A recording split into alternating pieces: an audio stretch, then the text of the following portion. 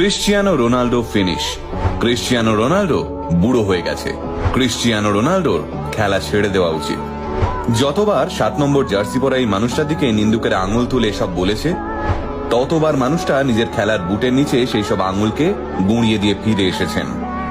Cristiano Ronaldo ফুটবলের দুনিয়ায় জন্ম নেওয়া এক কিংবদন্তি জাদুকর, কোটি কোটি ভক্তের কাছে এক অবিস্মরণীয় রূপকথা।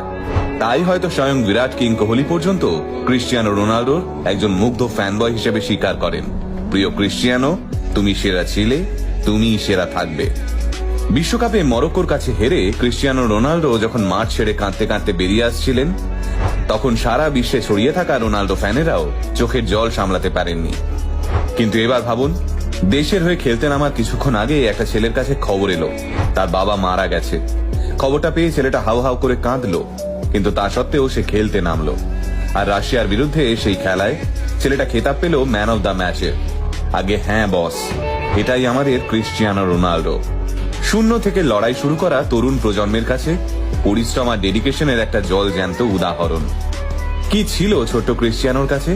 একটা ছেঁড়া বল, অসহায় মা, মাতাল বাবা, মাথার উপর অভাব আর পেটের ভিতর খিদে।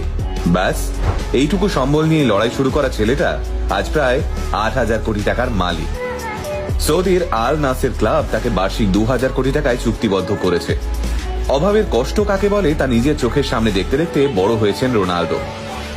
আজ যে ছেলেটার জন্মদিন সারা পৃথিবীতে ধুমধাম করে পালন করা হয়, হাজার হাজার ভক্তরা কেক কাটে, একদিন সেই ছেলেটাকেই জন্মদিনের সকালে কাঁদতে কাঁদতে বাড়ি ফিরতে হয়েছিল।